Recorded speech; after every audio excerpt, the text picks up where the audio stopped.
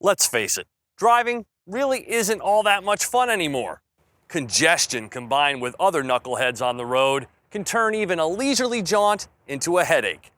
But the all-new Mercedes-Benz E-Class can relieve some of that stress with semi-autonomous features that can truly do some of the driving for you. Inside, the E-Class is a beautiful high-tech environment.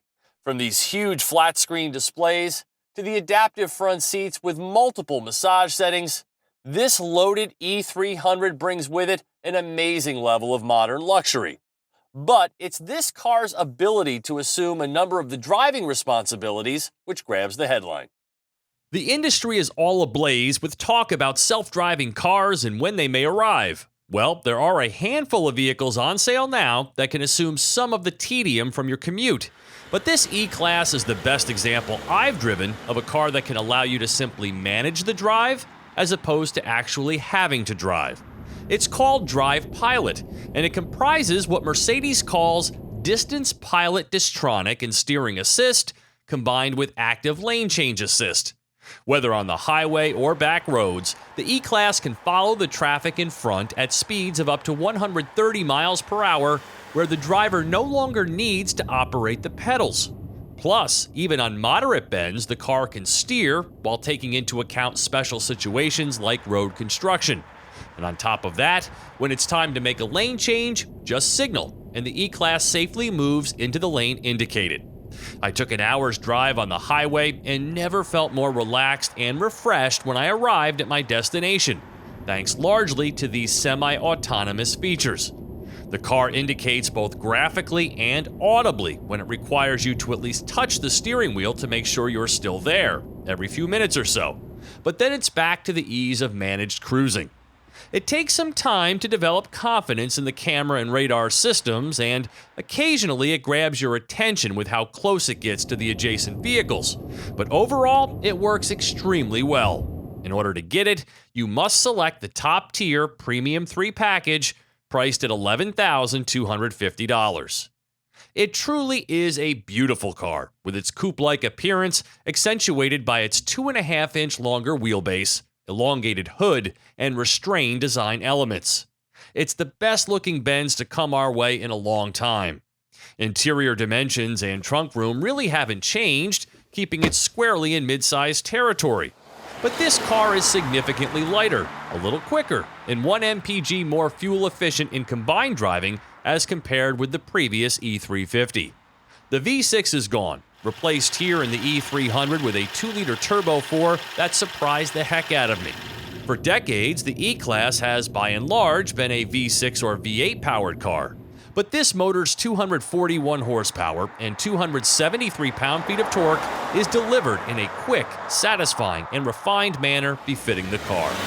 0 to 60 takes 6.3 seconds, with gas mileage rated at 22 mpg city, 29 highway for this 4MATIC all-wheel drive model, thanks in part to the new 9-speed automatic transmission.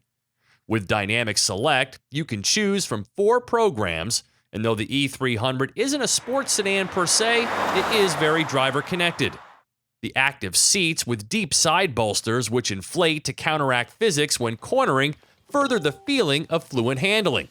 Those same bolsters, however, also make it a little tricky to get in and out gracefully. My car is equipped with the Sport Wheel package, adding these classic 18-inch AMG rims wrapped in Max Performance Summer Dunlops. The suspension is wonderfully forgiving, but if you want more adjustability, you have to opt for the $1,900 air body control with multiple modes. I'm incredibly impressed with the drive. First off, the 2-liter engine is enough, and the ride quality is ultra luxurious.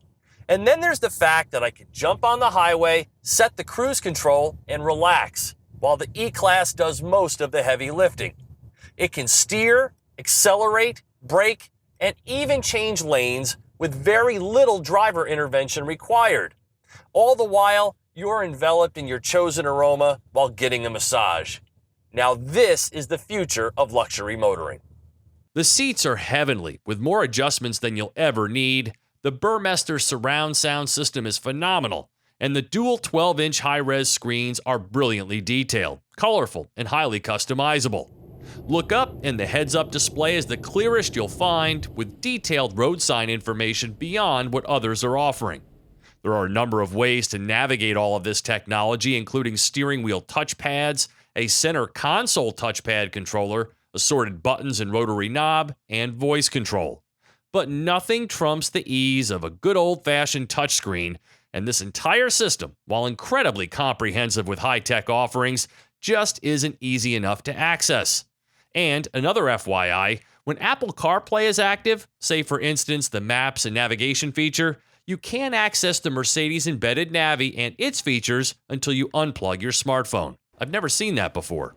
But the cabin layout, with its Designo black piano lacquer, 64 ambient color choices, and adjustable wraparound headrests, is a spa on wheels.